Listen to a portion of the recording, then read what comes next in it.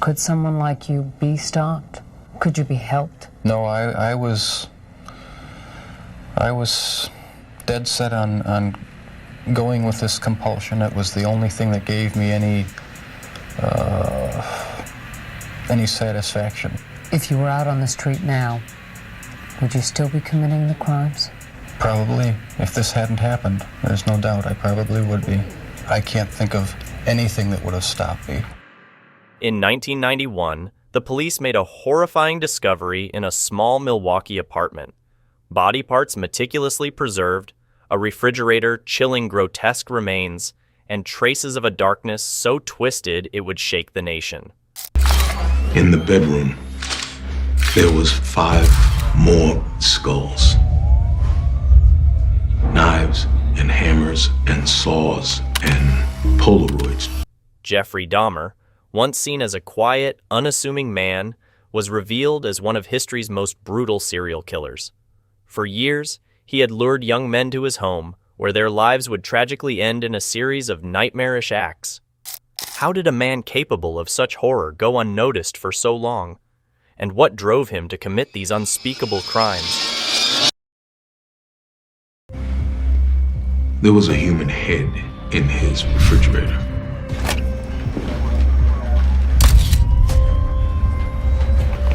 Two plastic bags in the freezer, each containing a human heart. Another gruesome story leads off our newscast. Milwaukee police found body parts in a north side apartment, and now they wonder if they've uncovered some kind of death factory. This was the scene earlier this morning. Police hired a private contractor to haul a refrigerator and a tank of acid out of the apartment in the 900. Jeffrey Lionel Dahmer was born on the 21st of May, 1960, in Milwaukee, Wisconsin, in a small dysfunctional family.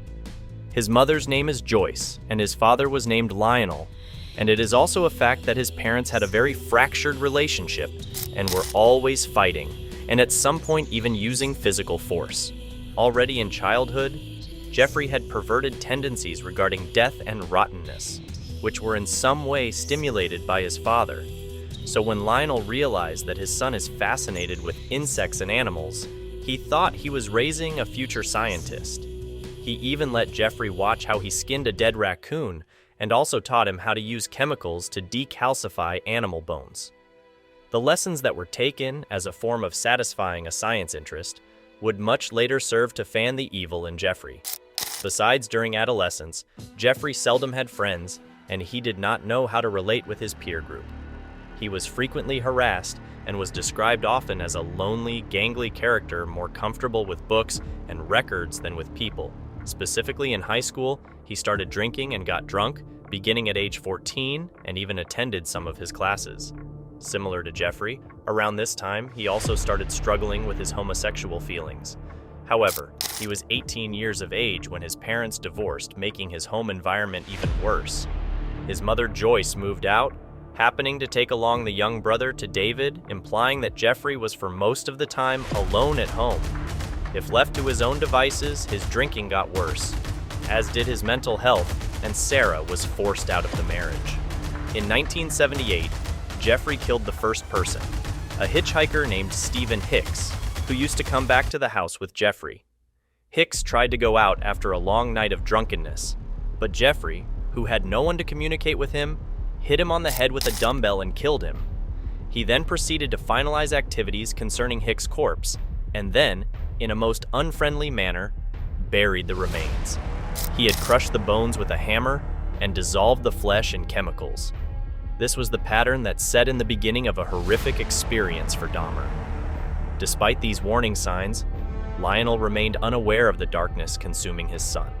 He attempted to stabilize Jeffrey's life by sending him to Ohio State University, then enrolling him in the Army as a medical specialist.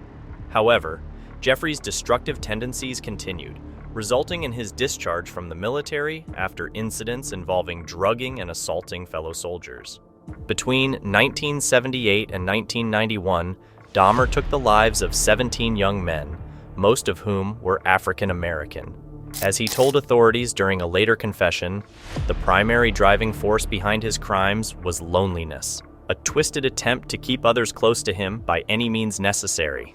Dahmer's first brush with the law came after he was convicted of sexual assault in 1989.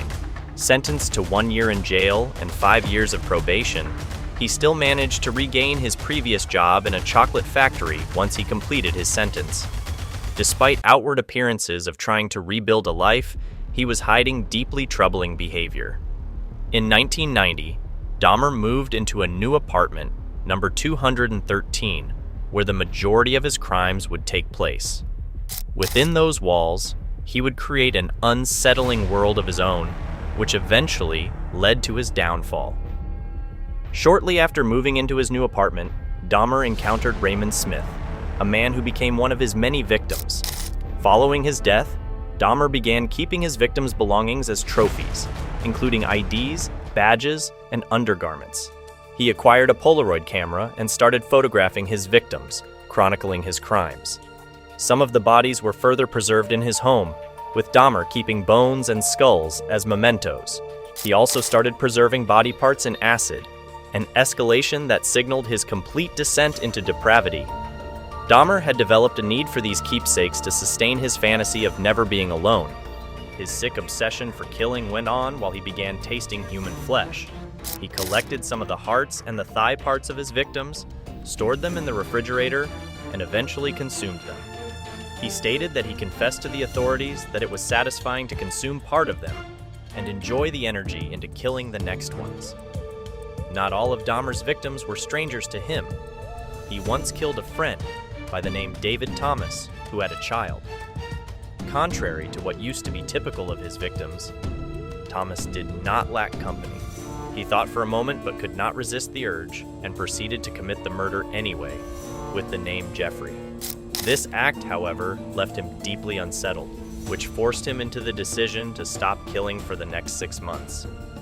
At this time, he tried to reconcile with his father and apparently worked and behaved quite well. However, by 1991, he had resumed his murderous ways, and after meeting Curtis, another young man, he invited him to his apartment with a view to killing him and then dismembering him.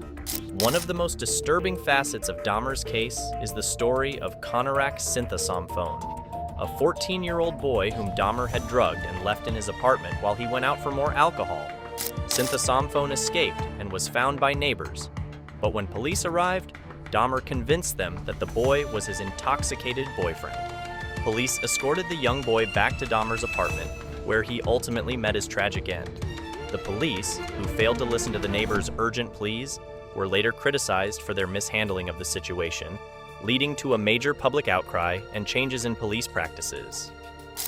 By the summer of 1991, Dahmer's killing spree escalated. He was no longer satisfied with a single killing every few months. His need to fulfill his twisted cravings led him to kill multiple victims in rapid succession, including Jeremiah Weinberger, whom Dahmer subjected to a gruesome experiment involving hot water injected into his skull. His desperation seemed to know no bounds, and he appeared to be spiraling out of control. It was during this frenzy that he encountered Tracy Edwards, a man who would ultimately bring an end to Dahmer's reign of terror. As in the prior cases, Dahmer took Edwards from the bar to his apartment, telling him that he wanted to take pictures of them together. Nonetheless, Edwards also learnt his fate when one morning he woke up handcuffed to his captor, coupled with Dahmer wielding a chainsaw. This is one of the bravest things that Edwards did, because by asking Dahmer to sit with him to watch television, he became buy time. He then got an opportunity to hit Dahmer and get away. He then ran to the street and managed to stop the policeman and brought them back to the apartment of Dahmer. Upon entering the apartment, officers were horrified by what they found. Face, limbs, Polaroid pictures of the deceased, human skulls, and a vat of chemicals used to dissolve bodies.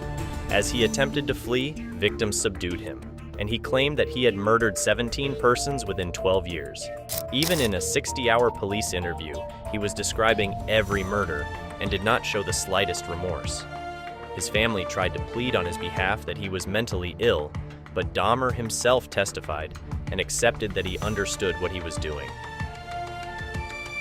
In 1992, Dahmer was given 15 consecutive life terms. Even when he said he has become a born-again Christian and was baptized while in prison, his destiny was already an open book. Dahmer was baptized on November 7th, 1994, and was killed on November 14th, 1994, by a fellow inmate who claimed it was his task to do so. The story of Jeffrey Dahmer will perhaps forever serve as a grim reminder of organized society's potential for evil and their protection agencies' inability to distinguish between the malicious and normal man. It is a vivid and horrific illustration besides being a fair and valuable lesson on safety and justice, as well as respect for life. Watch this video if you like, and put a comment below as well as subscribe to the channel. Not because I was angry with them, not because I hated them, but because I wanted to keep them with me. And as my obsession grew, I was saving body parts such as skulls and skeletons.